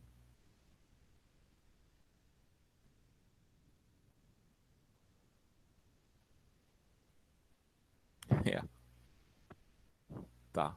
Vou tentar. Basicamente, eu queria entender o que você quis dizer com redação. Ah, na última atividade mesmo? Redação? Redação é redação. Eu quero que você veja o vídeo e faça. Essa atividade foi a que eu postei ontem, tá, gente? Eu postei uma atividade ontem nova que é para vocês verem o vídeo e eu queria que vocês fizessem uma redação dizendo o que vocês entenderam do vídeo, o que vocês acharam, uma redação emitindo opinião. Mas assim, é uma dissertação, né, de aproximadamente, eu acho que eu disse entre 20 e 30 linhas, e digitado, né, de preferência, por favor, porque isso me ajuda bastante na hora de ler. Não que a letra de vocês não seja bonita e agradável, mas eu tenho preferido ler coisas digitadas que não sei, para minha visão, fica melhor, tá? Mas assim, o que é importante é que vocês vejam os vídeos. Os vídeos são todos na língua inglesa, mas os 3 vídeos em particular que eu selecionei tem como botar legenda em português, tradução automática, legenda em português. Então, por isso que eu selecionei esses vídeos, entendeu? Para vocês darem uma olhadinha, falarem sobre as suas impressões. Por exemplo, tem um vídeo que fala sobre a equação mais bonita, né, que de todos os tempos, que é E elevado a π igual a 1. Essa equação é linda e chamam ela de equação de Euler, né, de fórmula de Euler. Só que o que a gente tem de interessante? O Mathlogger, aí eu coloquei um outro vídeo do Mathlogger falando que, na verdade, essa não é a fórmula de Euler, que Euler, ele até sabia isso, mas quem fez isso primeiro foi um outro cara, né, e aí é interessante. E aí ele fala para a gente como conseguir a verdadeira fórmula de Euler, que aí usa a função zeta de Riemann, né? Bom, aí é o Mathlogger, é legal vocês conhecerem o canal também, porque é um cara diferenciado, assim, no sentido de que ele explica umas coisas bem profundas e não é tão trivial entender aquilo que ele fala, precisa estar com papel e caneta na mão. E ele mostra que π ao quadrado sobre 6, não é? Π ao quadrado sobre 6 é aquela soma é o somatório de 1 sobre n ao quadrado. Só que o que tem de interessante aí, né? Ele fala da função zeta de Riemann, é uma função complexa. Poxa, o Riemann foi um dos caras brilhantes que alavancou o estudo das variáveis complexas em diversos sentidos.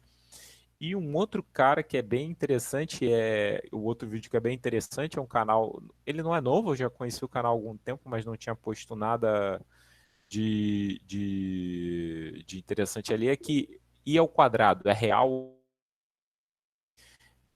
ultrapassando, portanto, o problema para fazer sozinho. Sim, essa redação é para fazer sozinho, mas o trabalho, ó, a tarefa do GeoGebra já tem data para entrega ultrapassada? Não, ela não tem data ultrapassada. Na verdade, ela é para entregar na semana que vem. Ela é para entregar na semana que vem, Thiago. Deixa eu até ver aqui.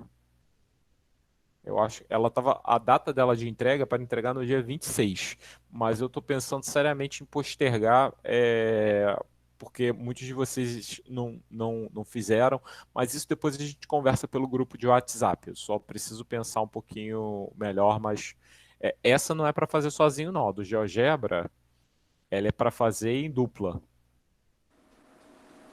Ah, eu entrei aqui no celular para poder falar por beleza. áudio. Tá, então tem algum grupo do WhatsApp da turma? Eu ouvi vocês falando sobre isso? Tem, Thiago, eu te adiciono. Eu vou Tá te mandar bom. um link para te adicionar. Eu acho que o Boia entrou depois, não sei se ele já tem grupo. Tá, eu vou conversar com ele no privado depois, então. Tá. Marcelo, eu tava vendo ele já tá com a Pamela. Marcelo, eu tava vendo a gravação da primeira aula ontem. Uhum. Teve uma hora que você mostrou um vídeo de uma função quadrática onde as raízes eram complexas. Complexas, acho que complexas puras, não sei se eram complexas puras, algo do gênero. Não tinham raízes reais, basicamente. E aí, nesse vídeo, a representação gráfica que o autor mostrou, né, como solução foi tridimensional, não é isso? Isso. Mas quando você explica sobre a interpretação que a gente tem que ter, é que, na verdade, não se trata de tridimensional, mas sim de 4 dimensões. Isso procede? Ou eu entendi errado? Não, é isso mesmo. São 4 dimensões. Perfeito. Apesar de que a representação ali está em 3 dimensões, né? Não tinha como fazer em 4. Não, mas aí exatamente. é por isso que aquela figura, aquela onda está colorida, né? Sim. Eu acho que aquelas cores representam alguma Algo que a quarta gente dimensão aí, não? algo que a gente não tá vendo. Agora entendi. Tá bom. Que isso, gente. Que genial. Tá bom. Eu vou tentar correr atrás aí. Eu só vi as 2 primeiras aulas, ainda tenho que assistir a terceira e o restante. Se você tivesse perdido essa aula, eu realmente ia falar que ia ficar complicado, mas eu acho que agora, assim, mais uma vez, essa aula foi meio corrida, eu entendo super, mas a próxima já vai ser mais tranquila, tá? Não, com certeza. Vou ter que correr atrás mesmo. Tem muita atividade já para fazer. Mas vai dar bom. Show. E vocês, Carlos e Felipe, querem perguntar alguma coisa? Para de gravar. Só em relação à atividade do GeoGebra, mas você disse que ia explicar melhor na quarta, né? Então, a atividade de GeoGebra, vou interromper a gravação.